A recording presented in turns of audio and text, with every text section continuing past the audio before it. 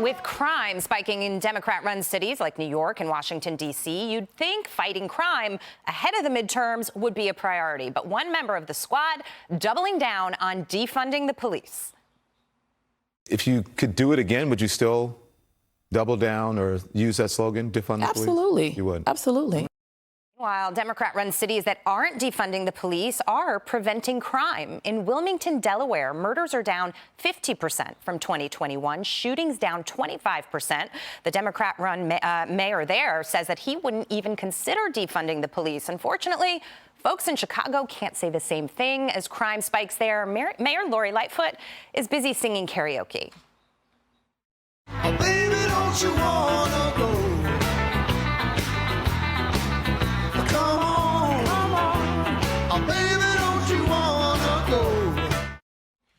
That's pretty insulting, I think, when I see her doing that, considering what is going on in Chicago. And you're the person to talk to about this. Yes. Your brother Christian was murdered. You've been fighting for justice. What do you think when you see that? I'm disgusted. I don't know if she's auditioning for The Masked Singer or what her deal is, but this is not what I expect as the leader of the city of Chicago, knowing the violence that is there.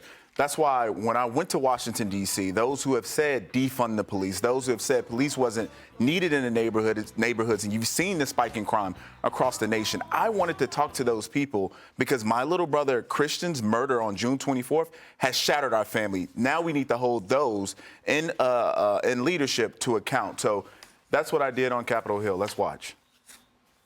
We just want to talk about the crisis that is impacting our country with crime across the nation. Congressman, now, could we set up a meeting with your office and have the discussion?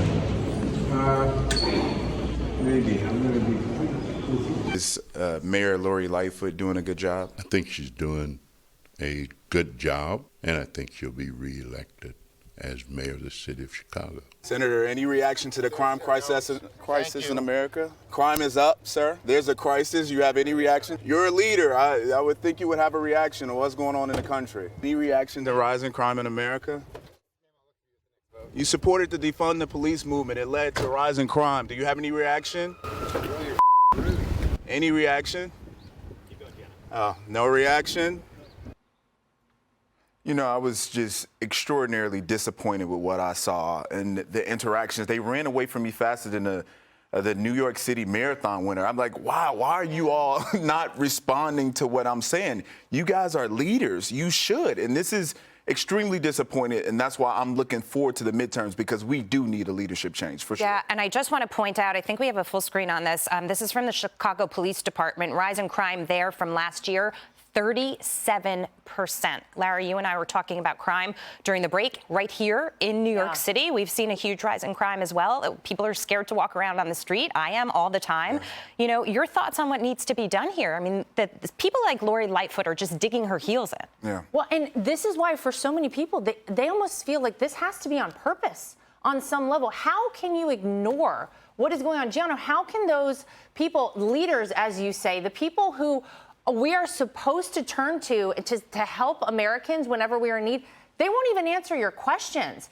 You have here Mayor Eric Adams here in New York City, Jackie, who has done absolutely nothing to curb the violent crime, the murders. People are terrified to even get on the subways here in New York.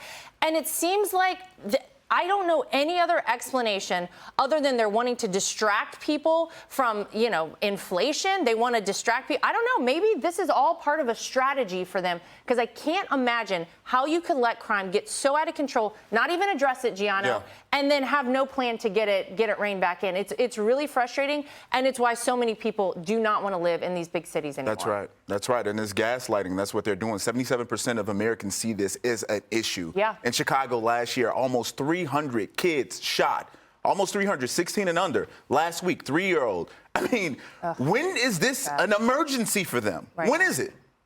I want to take a listen to a soundbite. This is NBC News on Democrat-run cities losing police officers. Listen to this. A controversial approach to combating its shortage of police officers, hiring civilians. Good idea? No, not really.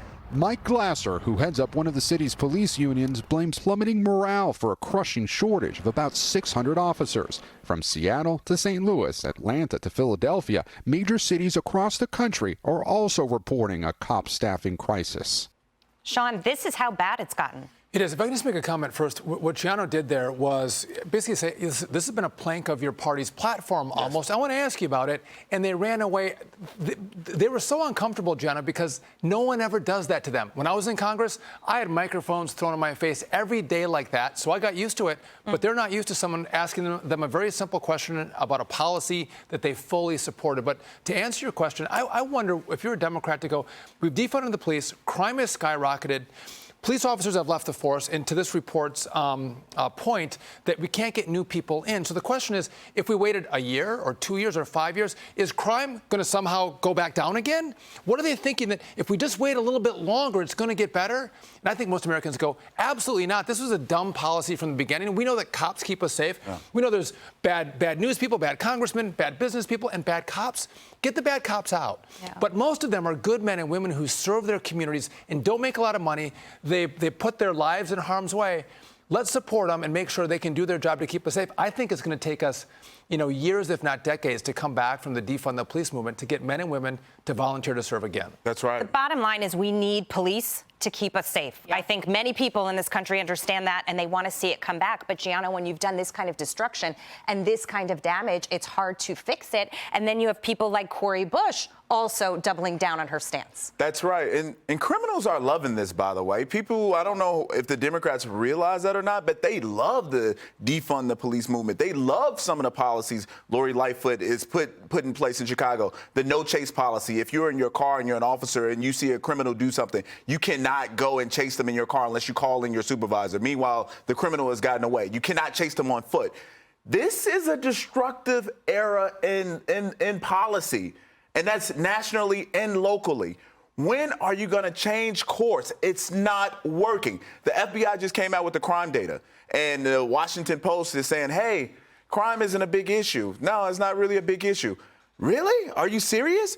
40% of the police departments, New York and Los Angeles, didn't even submit data, and crime has gone up in those two places. So what are you talking about? Which is why Republicans are running ads on crime, because it works, because most voters are like, this is a problem, and I want to vote on politicians who are going to keep me safe and do the exact opposite of these defund the police Democrats. And certain politicians are not going to change their stance on it, and that's why voters realize that Cori Bush is one very important issue as they do head to the polls, and it is one of the top issues that they will be voting on. So we'll see what happens. Hi, everyone. I'm Brian Kilmeade. I want you to do me a favor. I want you to click to subscribe to the Fox News YouTube page. This is the only way that I know for sure that you're not going to miss any great commentary, any great news bites, any great interviews coming your way on Fox. You can get it all here on YouTube. So subscribe right now.